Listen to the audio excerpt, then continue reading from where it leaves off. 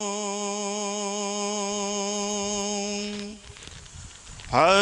ओम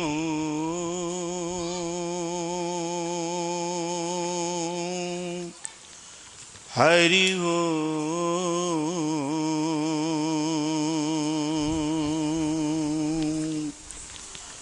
हरि ओम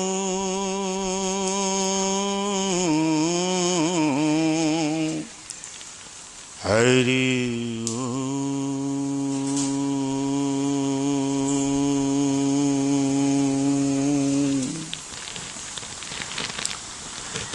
त्वमेव शरणं गच्छ सर्वभावेन भारत तत्प्रसादात् परां शान्ति स्थानं प्राप्स्यसि शाश्वतम्।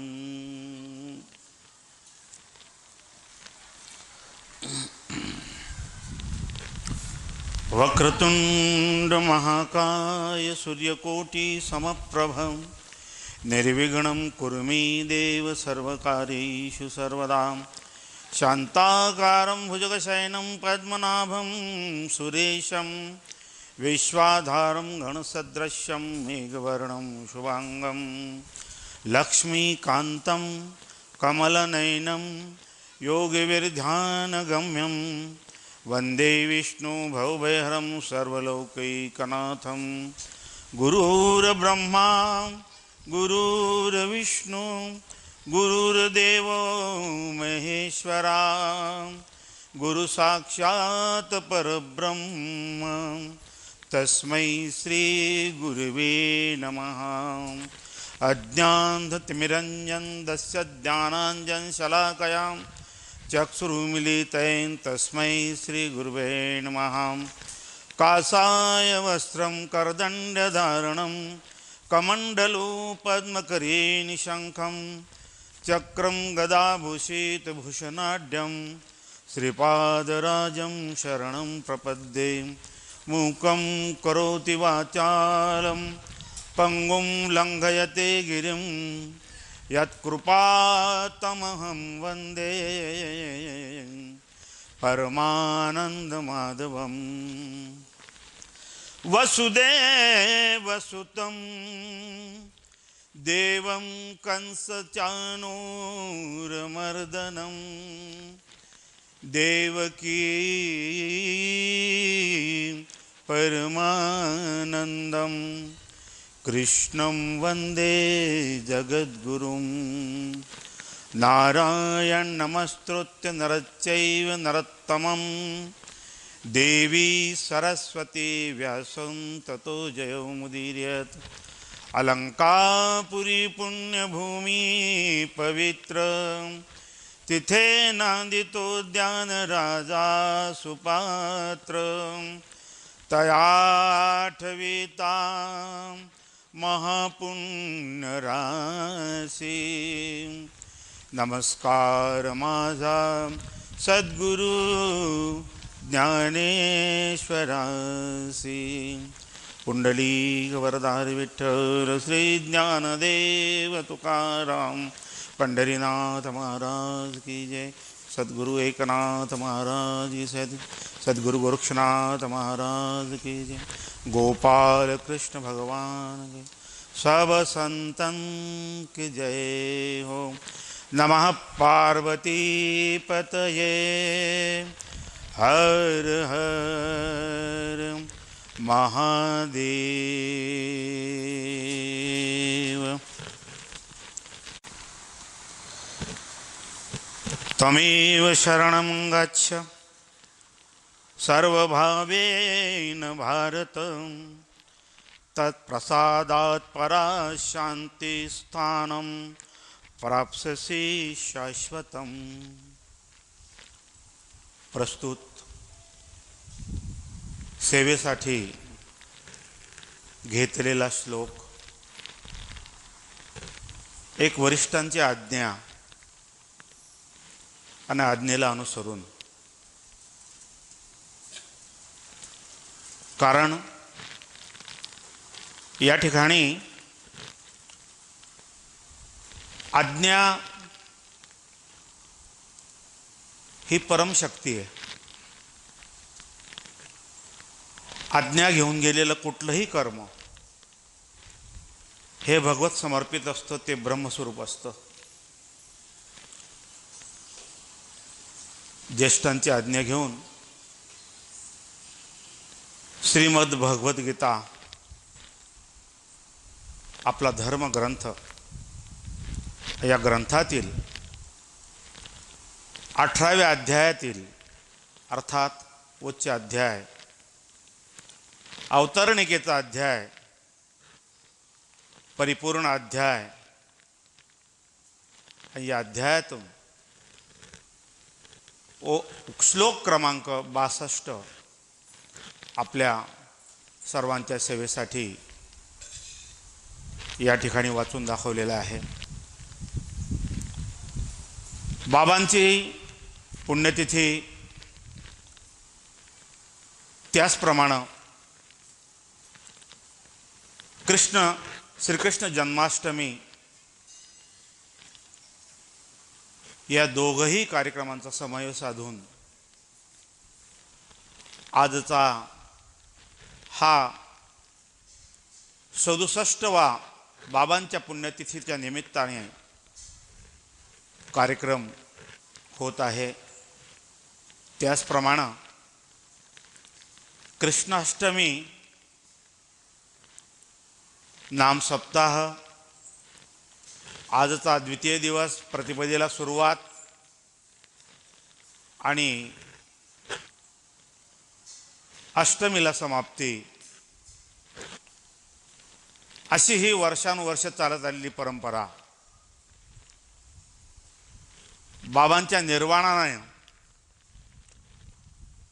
अगदीच दरवर्षी अशी भरभरून येते. कृष्णाष्टमी जन्मोत्सव करावा, त्या जन्मोत्सवातच बाबांचं निर्वाण, असा गोड समन्वय ह्या आपल्या कार्यक्रमात असतो. सगळेच गुरुबांधव या ठिकाणी उपस्थित आहेत. बाबांची परमकृपा आपल्या ह्या छोट्याशा गावावर झालेली आहे. कारण की आपण ऐकतो, गर्दी नसली तरी चालेल, दर्दी असावेत, आणि त्या न्यायानं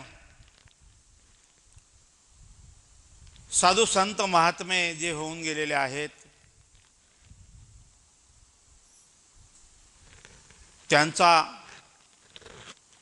त्यांना आनंद कुठे मिळेल, ते रममाण कुठे होतील, याचा अंदाज आपण बांधू शकत नाहीत.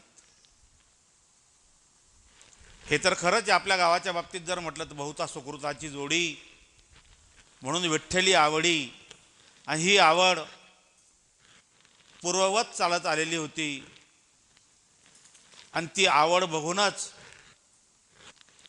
बाबा या ठिकाणी रममाण झालेले आहेत. गावं तर पुष्कळ आहेत, परंतु भाव ज्या ठिकाणी आहे आणि भाव ओतप्रोत ज्या ठिकाणी भरलेला आहे,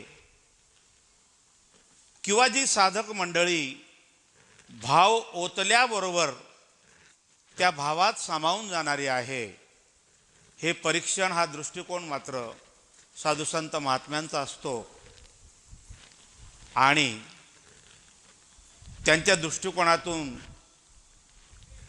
दृष्टीतून ते तपासणी करून आणि मग ते स्थान ते शोधत असतात. एकदाच ते स्थानापन्न झाल्यानंतर मात्र ते स्थान महात्म्य हळूहळू प्रगतीपथाकडे चालत असतं. बाबांचा जीवन वृत्तांत आपल्याला दरवर्षीच माहिती पडतो, परंतु कानावरून एक वेळा गेल्यानंतर एक समाधानाचा श्वास आपला बाहेर पडतो आणि आनंद वाटतो।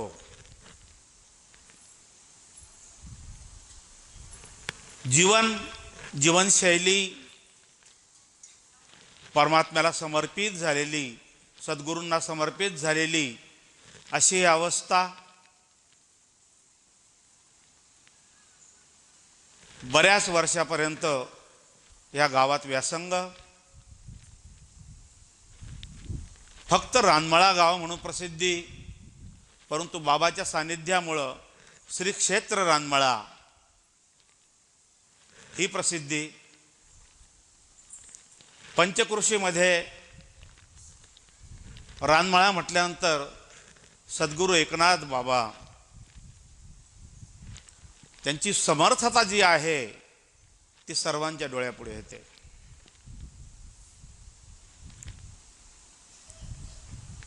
भगवान परमात्म्याची ही कृपा आणि बाबांजीचा समाधी सोहळा,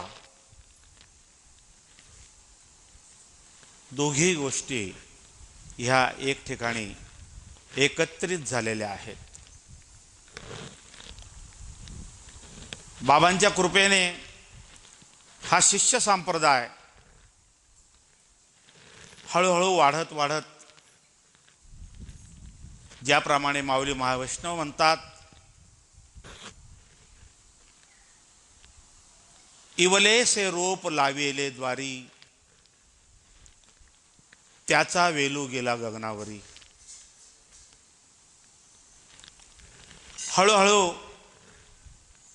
तो वेल वाढला म्हणजे त्यांच्या फांद्या वाढतात, फांद्या वाढल्या म्हणजे फुलं वाढतात आणि हळूहळू त्याचा प्रचारही होतो आणि प्रसारही होतो। भगवान परमात्म्याची ही कृपा आहे, आपली ही पूर्वजन्माची पुण्याई आहे आणि म्हणूनच आपण कृपेला पात्र ठरलो। 14 वर्ष अबूसारख्या पहाड्यामध्ये जाऊन अन्न पाणी न भक्षता कंदमुळावर जीवन काढून आणि भगवत कृपा, गुरुकृपा प्राप्त करून घेणं इतकं सोपं नाहीये। त्या ठिकाणी भक्ती ओतल्या गेली, त्या ठिकाणी भाव ओतल्या गेला आणि ती भक्ती साधी नसून कसोटीमय भक्ती। केवढी कसोटी, केवढी परीक्षा, आणि या परीक्षेत उत्तीर्ण होऊन आणि त्यानंतर कृपा। तो काळ तसाच होता। ती कृपा प्राप्त झाल्यानंतर एवढ्या कष्टाने त्यानंतर बाबांचं आगमन, परिसरात भ्रमण आणि भ्रमणानंतर निरीक्षण, निरीक्षणानंतर गावातील परीक्षण आणि त्यानंतर सर्वांना शिक्षण, अशी ही परंपरा बाबांच्या कृपेने अहोरात्र चालू आहे। आम्ही मंदिरात किती जातो, किती हजेरी लावतो, किती भाव, किती भक्ती ओततो, याच्या परीक्षणाचं मीटर जे आहे ते परमात्म्याने जोडून ठेवलेलं आहे।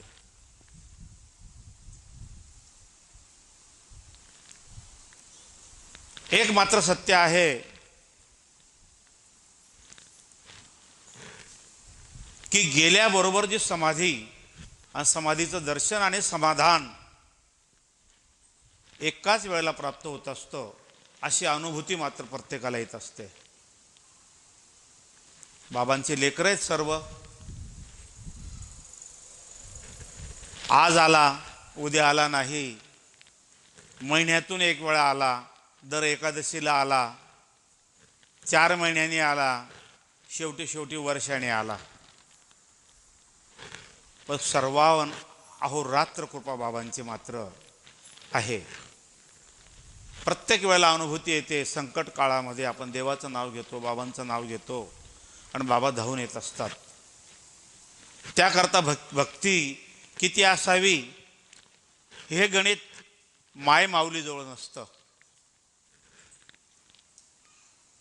कारण करी लाभावीन प्रीती,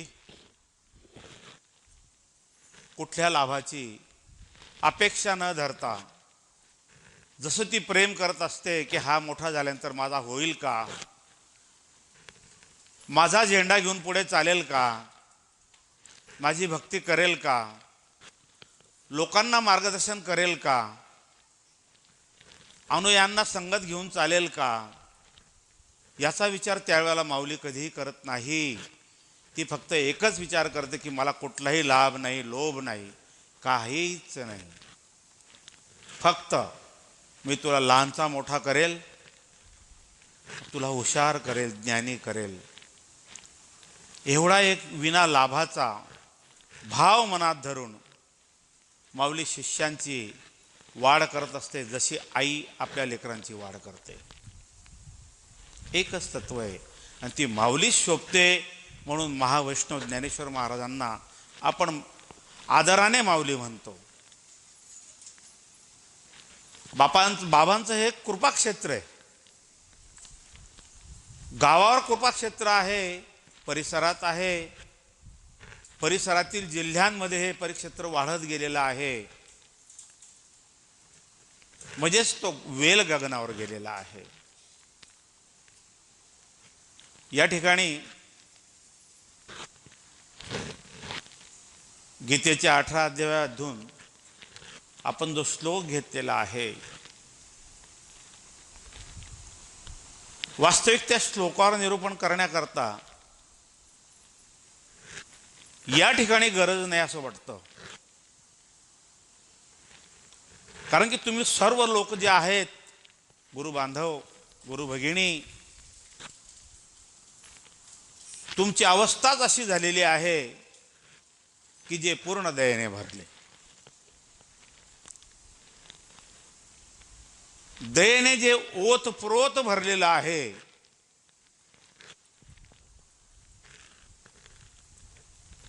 त्या ठिकाणी ज्ञानावर प्रवचन करणं कितपत योग्य आहे असं मला वाटतं.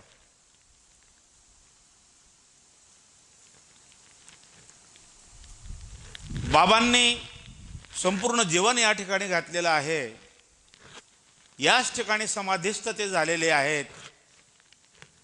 त्यानंतर जे पट्टशिष्य बाबांचे आमचे सद्गुरू गोरक्षनाथ महाराज यांनी त्या परंपरेला विशेष वाढवलं, शिष्य संप्रदाय वाढवला, बाबांची पताका गावोगावी पोचवली. भक्त मंडळाने, शिष्य मंडळाने एक पालखीच्या स्वरूपातून का होईना पंढरपुरापर्यंत नेली. परिसरातील सर्व जिल्हे व्याप्त केलेत. नवे नवे जिल्हे जाऊ द्या, प्रत्येकांचे हृदयस्थान सुद्धा बाबांनी व्याप्त केलेत. परंतु भावे विण देव न कळे निसंदेह. भावी विण देव न कळे निसंदेह. गुरु विण अनुभव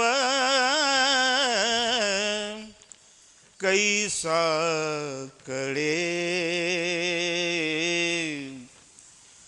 हरिमुखे म्हणा, हरिमुखे म्हणा. पुण्याची गणना कोण करी रे. हरिमुखे म्हणा, हरिमुखे म्हणा. भावे विण देव न कळे संदेह. संदेह नाही याच्यामध्ये की भाव ओतप्रोत भरलेला पाहिजे. एकदाचा भाव भरला आणि तो ओतप्रोत भरला, भगवंताला बोलवावं लागत नाही. त्या जागेचा तपास तर स्वतः परमात्माच करत असतो. त्या हृदया स्थानावर केव्हा तो येऊन स्थानापन्न होईल हे मात्र सांगता येत नाही. म्हणून भाव अत्यंत महत्वाचा आहे. दिखाऊ भक्ती वेगळी असते, टिकाऊ भक्ती वेगळी असते. तुकोबा महाराजांचं प्रमाणे तुका म्हणे आम्हा कळते चाचणी, बडबडीची वाणी अथवा खरी, आम्हाला चाचणी कळते असं तुकोबा म्हणतात. म्हणून अर्थात भगवंत आपल्या जागेवर आहे. तो प्रत्येकाचं परीक्षण करतो आहे. यथा माम प्रपद्यन्ते ताम तथैव भजाम्यहम. तू मला किती अंतःकरणापासून जवळ आहे किंवा किती भजतो, अगदी त्याचप्रमाणे ती प्रतिक्रिया मी तुला देणार आहे. त्या भक्तांना तुझी भक्ती जी आहे तिचं प्रमाण, तिची टक्केवारी मी माझ्याजवळ ठेवलेली आहे. आणि ज्यावेळेला कृपेला पात्र होशील अर्थात पूर्ण दयाने भरशील आणि त्यावेळेला मात्र तुझ्यावर कृपा झाल्याशिवाय राहणार नाही. कृपा सर्व ठिकाणी सदोदित आहे. बाबांची कृपा कुठं नाही, सद्गुरूंची कृपा कुठं नाही, परमात्म्याची कृपा कुठं नाही आहे. सगळ्या ठिकाणी परिपूर्ण अशी सदैव हात असाच आहे. राम बैठे झरोके में सबका मुजराले. त्या ठिकाणी पापी येतो, पुण्यवानही येतो, गुन्हेगारही येतो, सज्जनही येतो, सगळेच जातात. पण परमात्म्याने हात कधीही खाली केलेला नाही. कृपा तुला आशीर्वाद आहे. चोरही येतो, तोही विनंती करतो, बाबा देवा आजची रात जर माझी यशस्वी झाली तर तुला 5 नारळ वाहील. तोही म्हणतो, त्यालाही आशीर्वाद आहे म्हणून तो यशस्वी आहे. त्यालाही आशीर्वाद आहे. राम बैठे झरोके में सबका मुजराले. सगळ्यांचा नमस्कार. राम बसले होते खिडकीत आणि सगळे येणारे जाणारे नमस्कार करत होते. त्यावेळेला प्रभू रामचंद्र हस्तोंदोलन करून त्यांनाही आशीर्वाद देत होते. सबका मुजराले, सगळ्यांचा नमस्कार स्वीकारत होते. परंतु जैसी जिनो की चाकरी, तुमची भक्ती काय आहे, तुमची चाकरी काय आहे, वैसा मुशहरा दे, त्याप्रमाणेच आशीर्वाद त्यातून प्राप्त होत असतो. म्हणून कृपा ही सर्वाठाई सदोदित आहे. फक्त कृपेला पात्र होणं गरजेचं आहे. आपण कृपेला किती पात्र झालो त्याप्रमाणे तुम्हाला आशीर्वाद मिळेल. मग हे भगवंत असो, गुरु माऊली असो, सद्गुरु माऊली असो, साधुसंत असो किंवा ज्येष्ठ श्रेष्ठ ही साधक मंडळी असो, ज्ञानी मंडळी असो, अशा प्रकारे सर्वजण आपापल्या परीनं भगवत परमात्म्याचं नामस्मरण करून पहिली पायरी धरून या नवविधा भक्तीकडे वळत असतो. आणि हळूहळू एक एक पायरी चढत चढत चढत आत्मनिवेदनापर्यंत पोहोचण्याचा प्रयत्न करतो. सर्व पोहोचत नाहीत,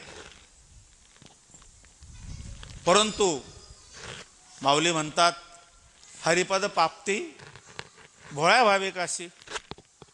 तुला नाही का ते शक्य, मग असं कर, फक्त नामस्मरण कर.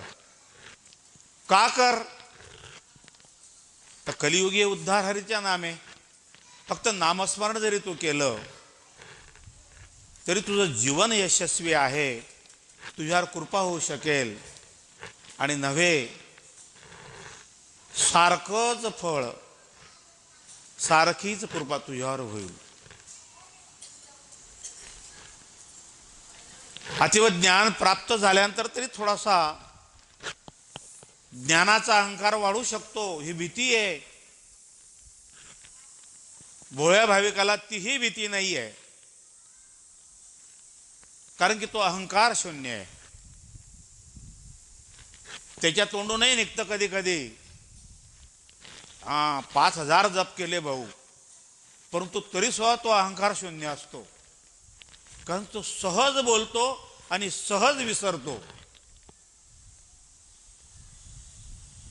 बाकी ज्ञानी व्यक्ती त्याचा अहंकार मात्र त्याचंच परीक्षण घेतो, त्यालाच त्रास देतो.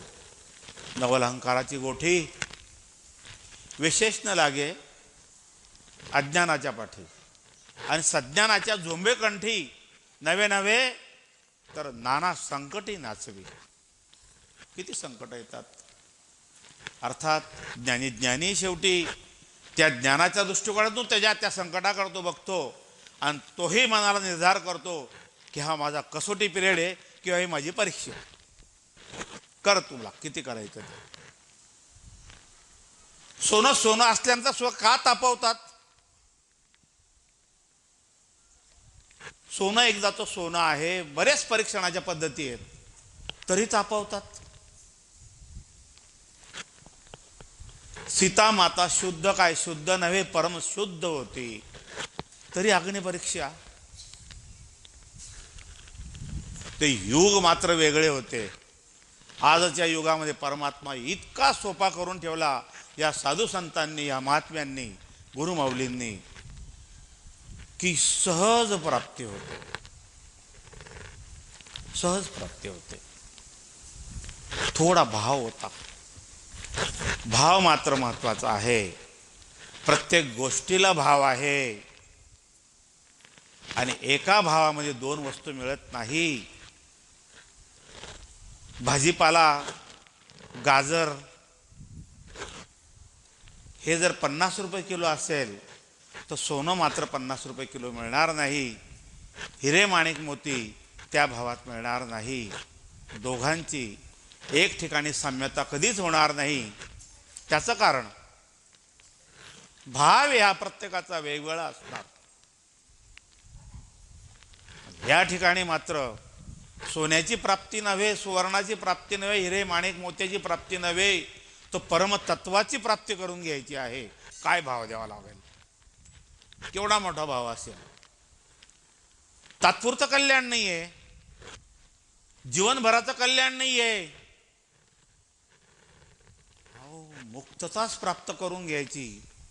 पुनरपि जननम पुनरपि मरणम हा विषयच संपवून टाकायचा आहे.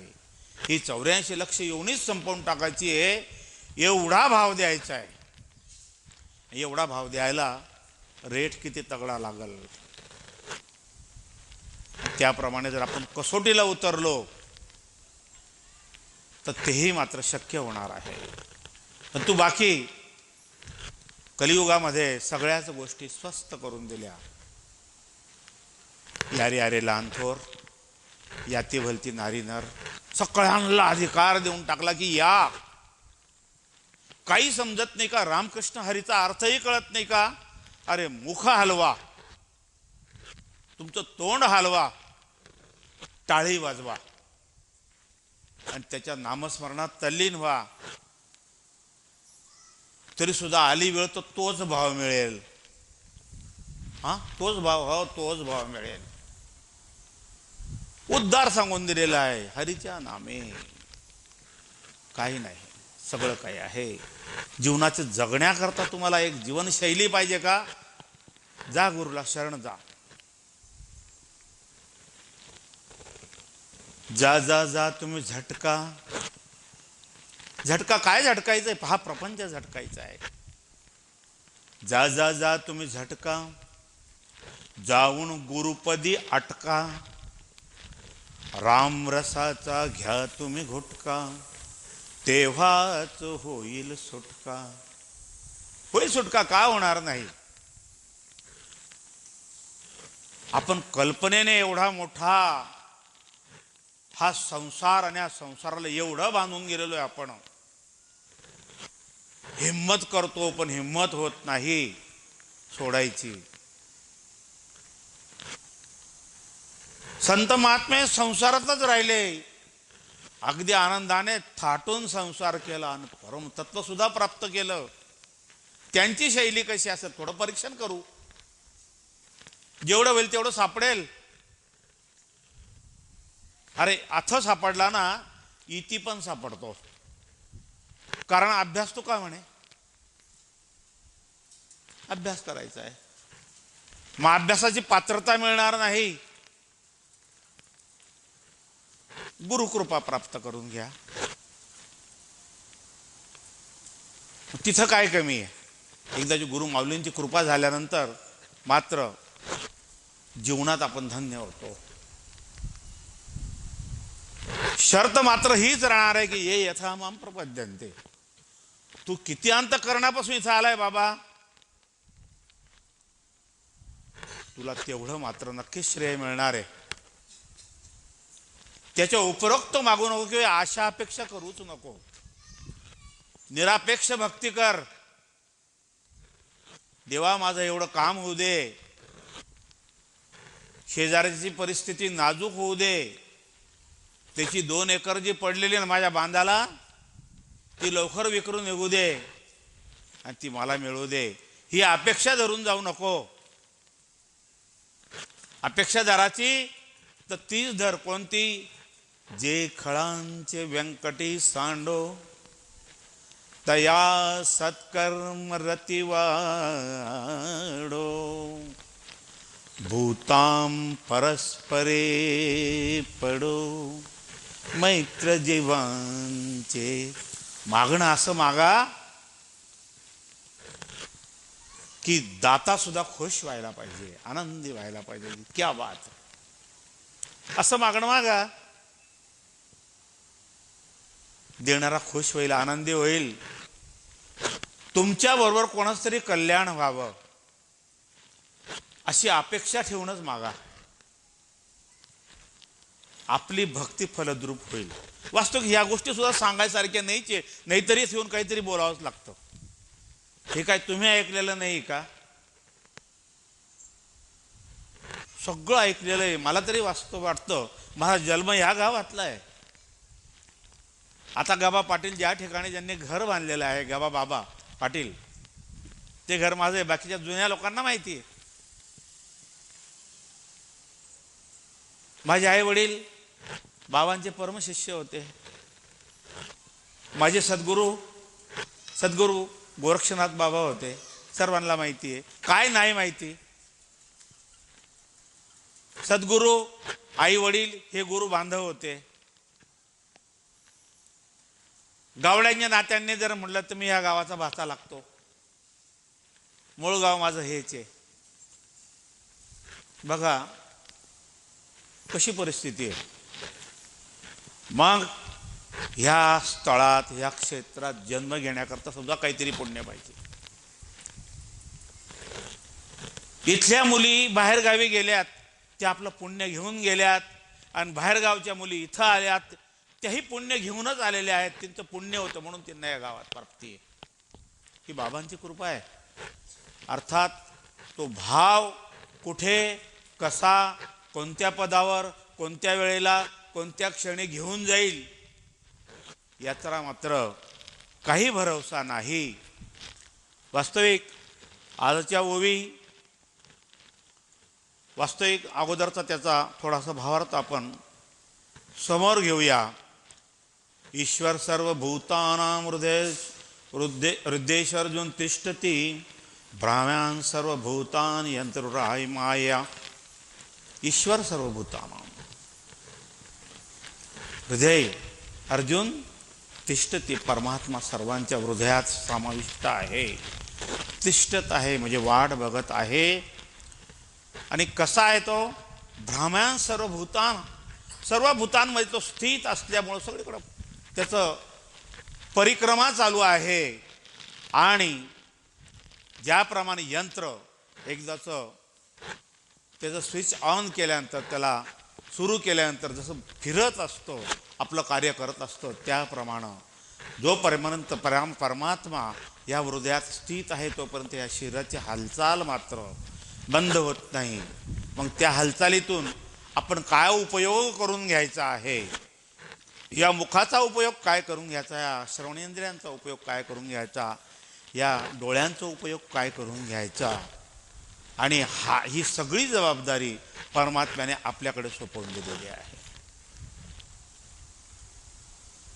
इतकं सुंदर असं हे यंत्र तयार केलं परमात्म्याने.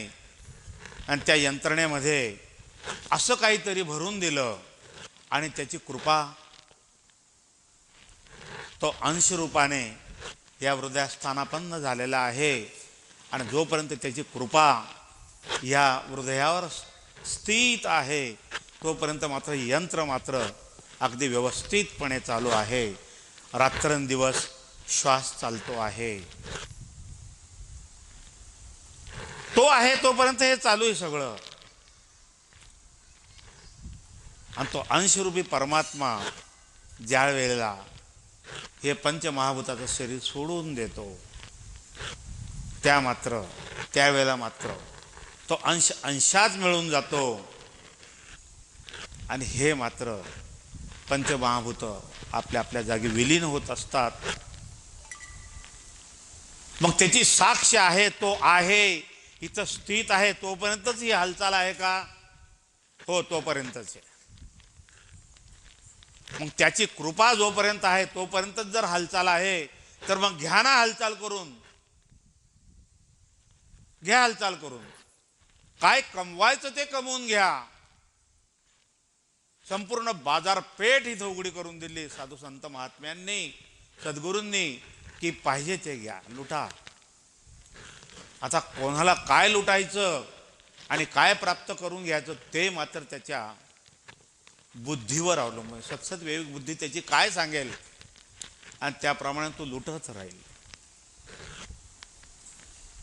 धन पाहिजे का? धन मिळेल. कण पाहिजे का? कणही मिळेल. कृपा पाहिजे का? तीही मिळेल. काय नाही मिळणार. परंतु माऊलीची जर कृपा झाली तर माऊली मात्र कृपेला पात्र झालेल्या आपल्या सदशिष्याला तेच देते जो सदशिष्य सांगतो.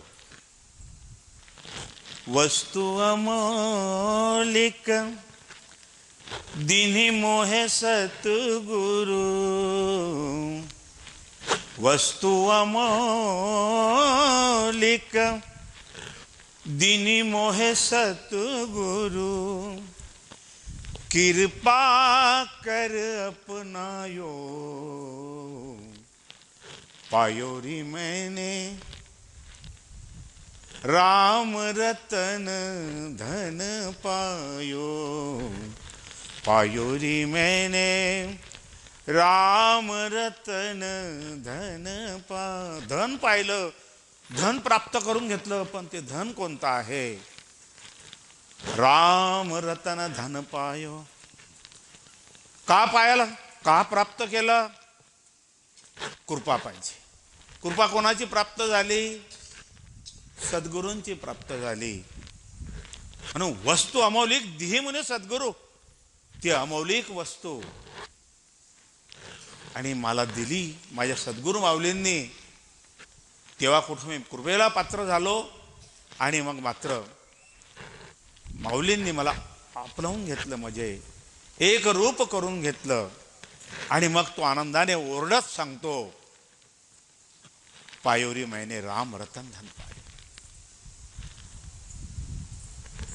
किती सोपं आहे ऐकण्याकरता. एखाद्याला कठीण वाटेल, नवीन साधक असला त्याला असं वाटेल की एवढं कुठं शक्य आहे भाऊ, एवढं करावं लागतं ती कृपा प्राप्त करणे वगैरे वगैरे. येते काय काही पहिलीच पायरी देऊन ठेवली, फक्त नामस्मरणच कर, काहीच करू नको.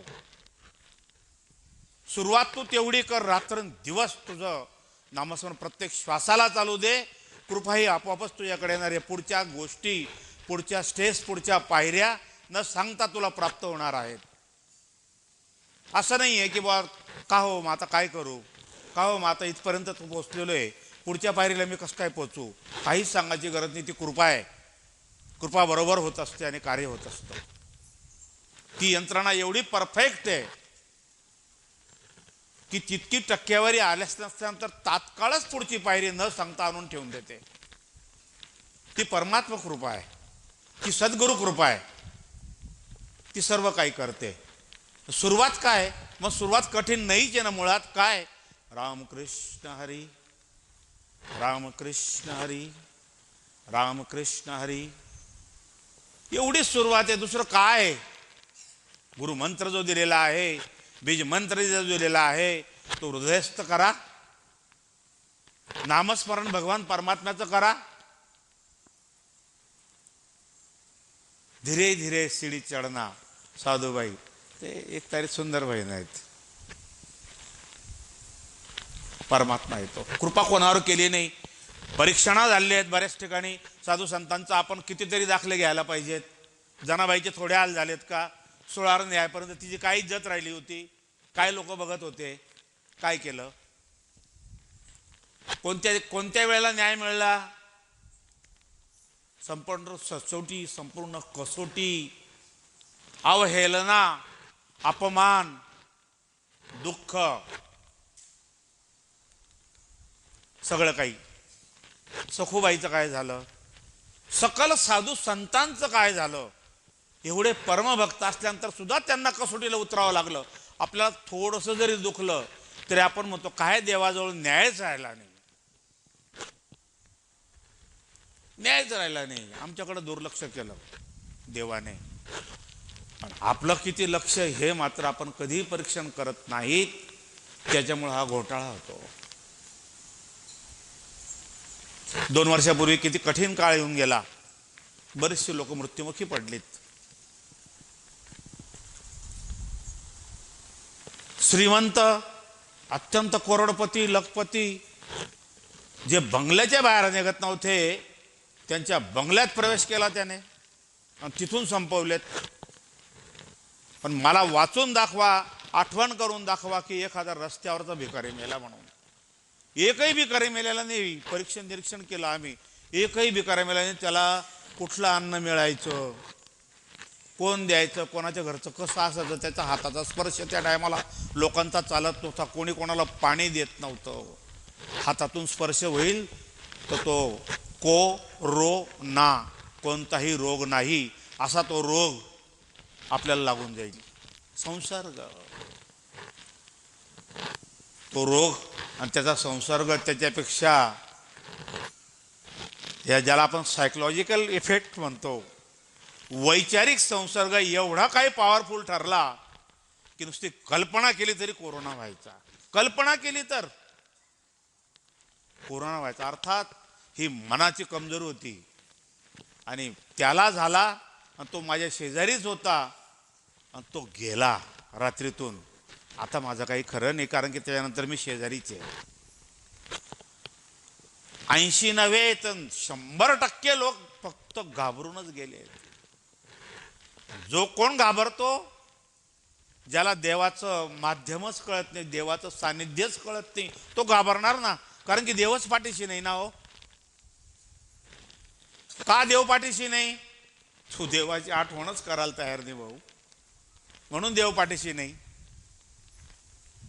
आणि जो त्याच्यावर आधारून होता तो मात्र रस्त्याने ओपन फिरायचा.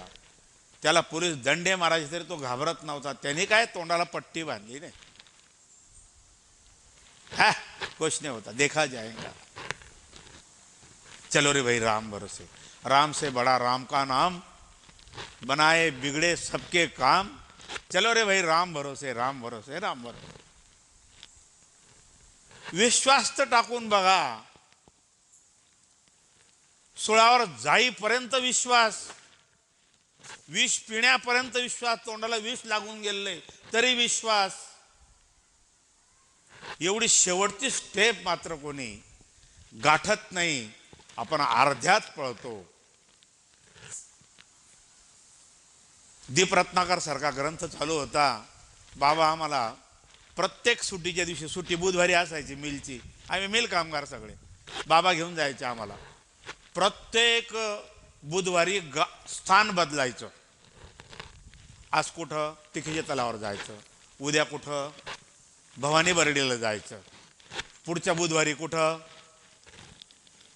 लळिंगच्या किल्ल्याला जायचं. लळिंगच्या किल्ल्याचा नंबर आला आणि आम्ही निघालो. सकाळी 7 वाजेपर्यंत आपले डबे घेऊन यायचं, हजर व्हावं लागायचं. गेलो. सुंदर हेच दिवस होते. एवढी एवढी कपाशी प्रत्येक शेतामध्ये अशी सुंदर, एवढी अशी व्यवस्थित लावलेली होती कपाशी. एवढे एवढे झाड होते म्हणून जमीनही दिसायची आणि ते झाडही दिसायचे. फार गोड वाटायचं. आम्ही बांधाने चाललेलो आहे आपल्या रानमळ्याच्या रस्त्याने, मधूनच निघलो होतो. किल्ल्यावर जायचं होतं. ते सुंदर शेत पाहून म्हटलं बाबा किती सुंदर रचना आहे बघा. म्हटलं सर्व झाडांचं वय सारखं, उंची सारखी, किती व्यवस्थित उभे आहेत, हे केवढी शिस्त आहे यांना, केवढं डिसिप्लिन आहे. बाबा म्हणे बघ ना म्हणे किती छान वाटतात नाही का, असं तसं. आणि बाबाने म्हणे बघ म्हणे किती तिकडं बघ किती छान आहे म्हणे. आणि तिकडे आम्ही बघितलं सर्वांनी, तो एवढा मोठा भुजंग सर्प, जबरदस्त सर्प, सळ सळ सळ सळ त्या शेताच्या त्याला मधल्या भागाला काय म्हणतात, दोघं शेतांच्या मधले भाग, हा, तर त्या जागेतून मोकळा चालतोय असा. बाबा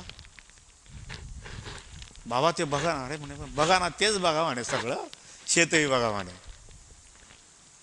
डोक्यात लगेच करंट पेटला. एक विचार आला मनात, बाबा सद्गुरू एकनाथ बाबांची कृपा अशी तुमच्यावर होती की तुम्ही 11 वर्ष 10-11 वर्ष कीर्तनं केलीत या गावात. बाबांना भेटण्याकरता पाचले गावकर महाराज खामगावचे या ठिकाणी आलेत. ते सर्प पाळायचे, त्यांच्याजवळ कायम सर्प असायचे, जिवंत सर्प आणायचे, विषारी सर्प असायचे.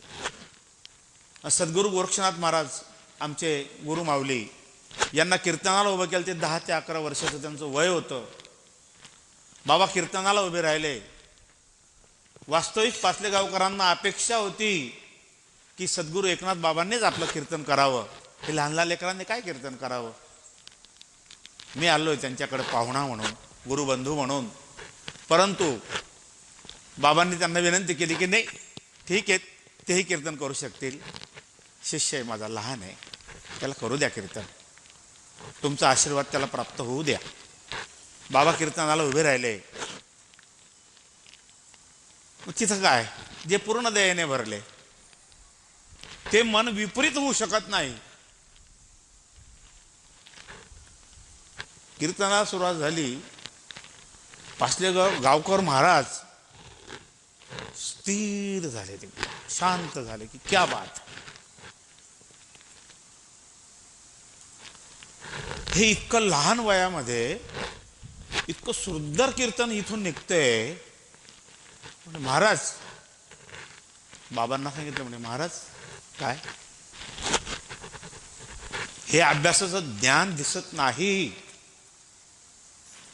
अभ्यासाने एवढं ज्ञान प्राप्त होऊ शकत नाही. ही तर उपजत कृपा वाटते,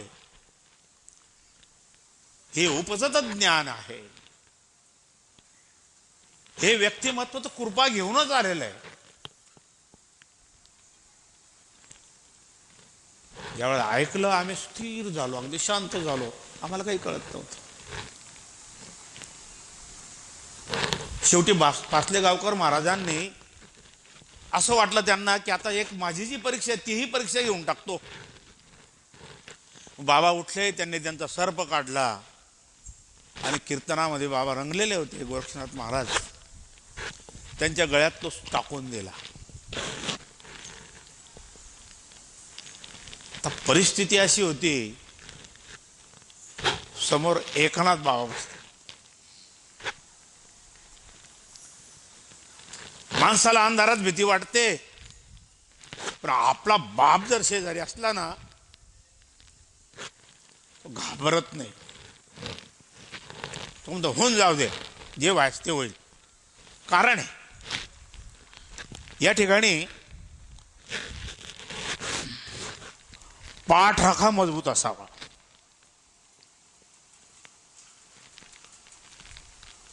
आणि मग ज्या ठिकाणी भगवान परमात्मा किंवा साक्षात परमात्म स्वरूप आपले बाबाच आपल्या समोर आहेत, तिथं हा सर्प काय करून घेणार आहे.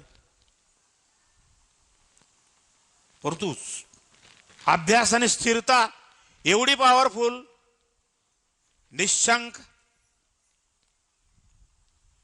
निर्द्वंद, विचरतामही,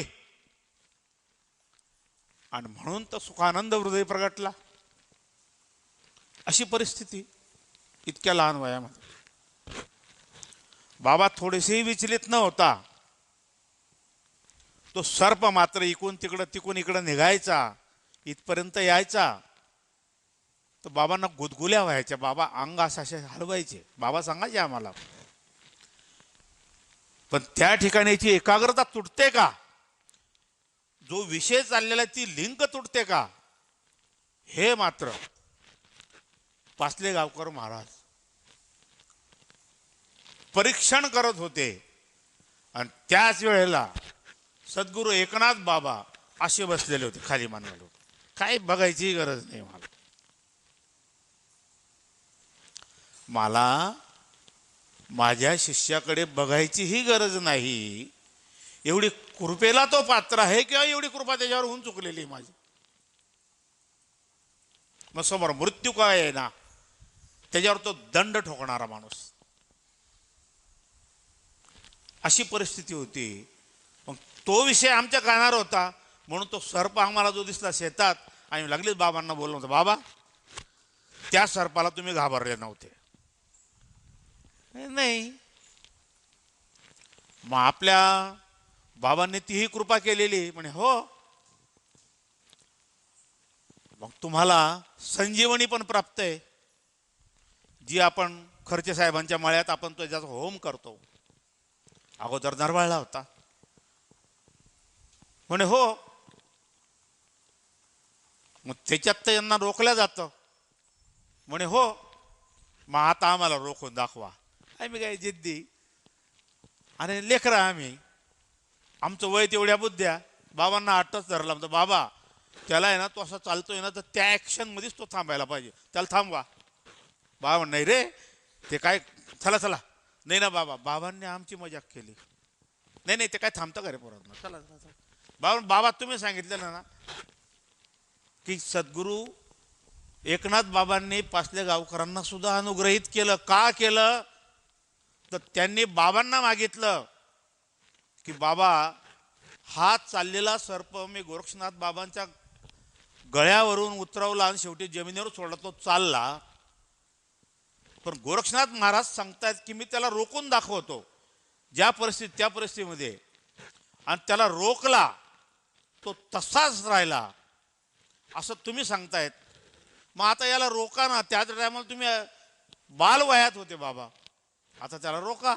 आम्ही जिद्द केली, पण जिद्दीतून विश्वास मात्र होता, विश्वास जिवंत होता. आणि बाबांनी काही नाही, एक क्षण न लागू देता ती माती उचलली शेतातली, नाकाजवळ नेली, एक फुसकारी मारली जोराची, श्वास जोराने सोडला, मारून फेकले त्याच्यावर जवळच एवढ्या अंतरावर. तो ज्या ऍक्शन मध्ये त्या ऍक्शन मध्ये थांबला. जो आम्ही 18 लोक होतो, साक्ष आई आहे आई साक्ष, आम्ही 18 लोक होतो, बसलो.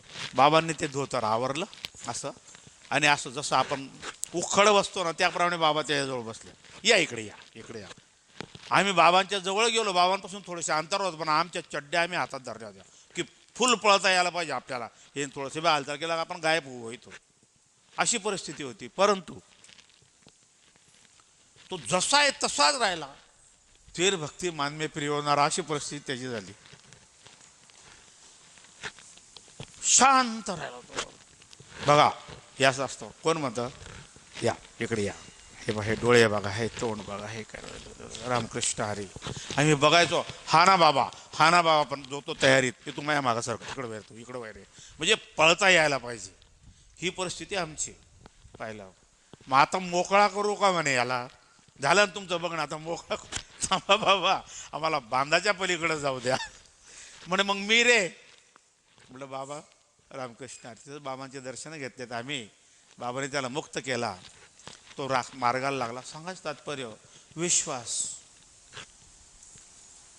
काय केलं त्यांनी, काय प्राप्त केलं, कृपा प्राप्त केली. मी असं म्हणतो, सर्वांवर जर एवढी कृपा प्राप्त झालेली आहे तर ती निव्वळ नामस्मरणातून जर असेल, आणि तिची सुरुवात जर नामस्मरण असेल, तर भगवान परमात्म्याचं नामस्मरण प्रत्येकाने केलं पाहिजे. आणि प्रत्येक जण करतो आहे, त्याबद्दल वादच नाही. पण भावे विण देव न कळे संदेव, गुरु अनुभव कैसा कळे, या उक्तीप्रमाणे, संत उक्तीप्रमाणे आपण सर्वांनी नामस्मरण करा. हे नवीन सांगायची गरज नाही, तरी सुद्धा या व्यासपीठावर ते सांगावं लागतं. बाबांनी दिलेला मंत्र बाबांच्या बाबतीची एकाग्रता जी आहे ती एकाग्रता जास्त दृढ अशी व्हावी एवढीच मागणं मी आज तुमच्याजवळ करणार आहे. भगवान परमात्मा आणि ह्या मागण्याची पूर्तता करो. तुमचं उर्वरित आयुष्य भगवान परमात्म्याच्या चरणावर समर्पित हो. बाबांची कृपा आपल्यावर आहेच, ती सदोतीत राहो अशी सुंदर गोड अपेक्षा करून आपल्या दरवर्षी हा जो कार्यक्रम आहे हा वृंदीगत हो. नवीन मंडळाला, नवीन अध्यक्ष महोदयांना, ही सगळी आपली मंडळी आहे, ही प्रेमाची मंडळी, अधिकारातली मंडळी. आपण यांना मागणं करू शकतो, यांच्याशी भांडण करू शकतो, यांची सर्व काही करून जे आपल्याला पाहिजे ते आपण प्राप्त करून घेऊ शकतो. की आम्हाला असं नाही, असं मंडळ पाहिजे, अशी नाही, लहान मुलांची अशी प्रगती पाहिजे, याच्याकरता तुम्हाला काय करायचं आहे आणि कुठं कुठं झिजायचं आहे ते तुम्ही बघा, ते ठरवा, अशी विनंती करू शकतो. आणि त्याप्रमाणे, कारण की अध्यक्ष महोदय एक टायमाला आप्पा बाबा झालं, पुरुषोत्तम बाबा झालं, भाईदास मामा झालं, सद्गुरू गोरक्षनाथ मामा, हे सगळे मोठे माणस होते, त्यांच्याजवळ आपली हिंमत होत नव्हती. पण ती परंपरा हळूहळू आपल्यापासून दुरावल्यामुळं, बाबांच्या भक्तीत त्यांची परिपूर्णता झाल्यामुळं आजची अध्यक्षता जी आहे ती आपल्या बरोबरची असल्यामुळं आपल्याला मांडता येते, त्यांच्यापुढे आपले विषय मांडता येत आहेत. अध्यक्ष असो, आपला खजिनदार असो, कार्यकारी मंडळी असो, किंवा जुने ज्येष्ठ श्रेष्ठ आमच्या गुरुमाता असो, भाऊ महाराज असो, इकडं आमच्या माऊली ज्ञानेश्वर माऊली असो, कोणी असो, यांच्याजवळ आपण मांडणी करू शकतो, आपल्या शंकेचं निरसन करू शकतो, आपल्या मार्गातला अडथळा दूर करू शकतो. आणि पुन्हा जास्तीत जास्त एकत्रित होऊन हा व्यासंग कसा वाढेल, आपला परमार्थ कसा वाढेल, आपला संप्रदाय कसा वृद्धिंगत होईल, याची सर्वांनी काळजी व्हायला पाहिजे. आणि एक जागतिक संदेश तुम्हाला देऊ इच्छितो, तो म्हणजे असा की जगाच्या पाठीवर आपल्या देशाचं नावसुद्धा उंचावर पोचलेलं आहे. म्हणून खरोखरच 14-15 ह्या 2 तारखेला प्रत्येकाने आपल्या दारावर, जसं आपल्या भगवंताचं भगवी पताका आपण लावतो, त्याप्रमाणे हा तिरंगासुद्धा 2 दिवस आपल्या घरावर लावा. तोही आपली खरी दसरा आणि दीपावली आहे, हे पण लक्षात घ्या. आपलं हिंदूंचं हे स्थान आहे, आपला धर्म सर्वात महान आहे आणि हिंदुस्थान आपलं स्थान आहे. म्हणून सर्वांना ही विनंती पण करतो की सर्वांनी मात्र या बाबतीमध्ये लक्ष द्यायचं आहे. ओवीच्या भावार्थाकडे वळलोच नाही, रामकृष्ण हरी वेळ जवळजवळ झालेली आहे, तेव्हा वाचून जातो. तमेव शरणं गच्छ सर्वभावेन भारत, तत्प्रसादात् पराशान्ति स्थानं प्राप्स्यसि शाश्वतं. पुंडलीक विठ्ठल विठ्ठल विठ्ठल विठ्ठल विठ्ठल विठ्ठल विठ्ठल विठ्ठल विठ्ठल पुंडलीक वरदार विठ्ठल. श्री ज्ञानदेव तुकाराम सखाराम महाराज की जय. पंढरीनाथ महाराज की जय. श्री गुरुदेव दत्त सद्गुरु एकनाथ महाराज की जय. सद्गुरु गोरक्षनाथ महाराज की जय. गोपाल कृष्ण भगवान की जय. मावली ज्ञानेश्वर महाराज की जय. जगद्गुरु तुकाराम महाराज की जय. सब संतन की जय. नमः पार्वती पतये हर हर महादेव.